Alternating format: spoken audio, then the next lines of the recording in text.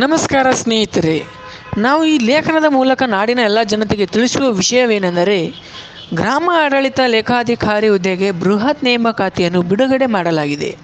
ಆದ ಕಾರಣ ಆಸಕ್ತಿ ಇದ್ದವರು ಅರ್ಜಿ ಸಲ್ಲಿಸುವ ಕೊನೆಯ ದಿನಾಂಕದ ಮೊದಲೇ ಅರ್ಜಿಯನ್ನು ಸಲ್ಲಿಸಿ. ಈ ಹುದ್ದೆಗೆ ಮಾಹಿತಿ ನೀವು ತಿಳಿದುಕೊಳ್ಳಬೇಕಾದರೆ ಈ ವಿಡಿಯೋ ಕೊನೆ ತನಕ ನೋಡಿ, ಸಂಪೂರ್ಣ ಮಾಹಿತಿ ತಿಳಿದುಕೊಳ್ಳಿ. ಕಂದಾಯ ಇಲಾಖೆಯಲ್ಲಿ ಈಗಾಗಲೇ ಹಲವಾರು ಜನರಿಗೆ ಹುದ್ದೆಗಳು ದೊರಕಿದ್ದು, ಖಾಲಿ ಇರುವ ಹುದ್ದೆಗಳಿಗೆ ಅಭ್ಯರ್ಥಿಗಳನ್ನು ನೇಮಕಾತಿಗೆ ಕಂದಾಯ ಇಲಾಖೆಯು ಗ್ರಾಮ ಲೇಖಾಧಿಕಾರಿ ನೇಮಕಾತಿಗೆ ಅರ್ಜಿಯನ್ನು ಬಿಡುಗಡೆ ಮಾಡಿದೆ. ಆದ ಕಾರಣ ಈ ಅವಕಾಶವನ್ನು ಸದುಪಯೋಗ ಮಾಡಿಕೊಂಡು ಉದ್ಯೋಗಾಕಾಂಕ್ಷಿಗಳು ಈ ಹುದ್ದೆಗಳಿಗೆ ಅರ್ಜಿಯನ್ನು ಸಲ್ಲಿಸಬೇಕು ಎಂದು ಕಂದಾಯ ಇಲಾಖೆ ತಿಳಿಸಿದೆ. ಕಂದಾಯ ಇಲಾಖೆ ಬಿಡುಗಡೆ ಮಾಡಿರುವಂತಹ ಹುದ್ದೆಗಳ ವಿವರ, ಆ ಹುದ್ದೆಗಳಿಗೆ ಅರ್ಜಿ ಸಲ್ಲಿಸುವುದು ಹೇಗೆ, ಅರ್ಜಿ ಸಲ್ಲಿಸುವಂತಹ ಅಭ್ಯರ್ಥಿ ಪಡೆದಿರಬೇಕಾದ ಶಿಕ್ಷಣ ಯಾವುದು, ವಯೋಮಿತಿ ಏನಿರಬೇಕು, ಆಯ್ಕೆ ಆಗಿರುವವರಿಗೆ ಸಿಗುವ ಸಂಬಳವೆಷ್ಟು, ಉದ್ಯೋಗ ಸ್ಥಳ ಎಲ್ಲಿರುತ್ತದೆ ಮತ್ತು ಕೊನೆಯ ದಿನಾಂಕ ಯಾವುದು, ಪ್ರಾರಂಭದ ದಿನಾಂಕ ಯಾವುದು ಎಂಬುದನ್ನು ತಿಳಿದುಕೊಳ್ಳೋಣ ಬನ್ನಿ. ಕಂದಾಯ ಇಲಾಖೆಯಲ್ಲಿ ಖಾಲಿ ಇರುವ ಹುದ್ದೆಗಳು ಯಾವ್ಯಾವು? ಗ್ರಾಮ ಆಡಳಿತ ಅಧಿಕಾರಿ ಹುದ್ದೆ ಜೊತೆಗೆ ಸುಮಾರು 1000 ಹುದ್ದೆಗಳು ಖಾಲಿ ಇರುತ್ತವೆ.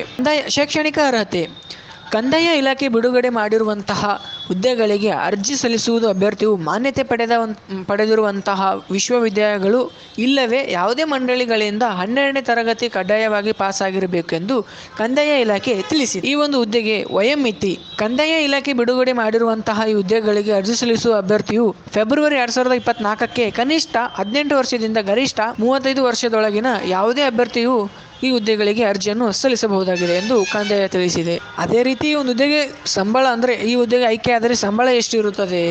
ಕಂದಾಯ ಇಲಾಖೆ ಬಿಡುಗಡೆ ಮಾಡಿರುವಂತಹ ಹುದ್ದೆಗಳಿಗೆ ಆಯ್ಕೆಯಾಗುವ ಪ್ರತಿಯೊಬ್ಬ ಅಭ್ಯರ್ಥಿಗೂ ಪ್ರತಿ ತಿಂಗಳು ಸುಮಾರು 23,000ದಿಂದ 45,000ದವರೆಗೆ ಮಾಸಿಕ ವೇತನ ನೀಡಲಾಗುವುದು. ಅಂದರೆ ಮಾಸಿಕ ವೇತನ ಸಂಬಳ ಸಿಗುತ್ತದೆ, ಕಂದಾಯ ಇಲಾಖೆ ಸೂಚಿಸಿದೆ.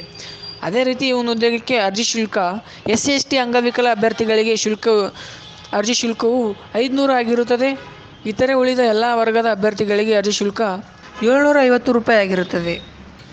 ಪ್ರಮುಖ ದಿನಾಂಕಗಳು: ಅರ್ಜಿ ಸಲ್ಲಿಕೆ ಆರಂಭ ದಿನಾಂಕ 4/3/2024. ಅದೇ ರೀತಿ ಈ ಒಂದು ಹುದ್ದೆಗೆ ಅರ್ಜಿ ಸಲ್ಲಿಸುವ ಕೊನೆಯ ದಿನಾಂಕ 6/4/2024ಕ್ಕೆ ಕೊನೆಗೊಳ್ಳುತ್ತದೆ.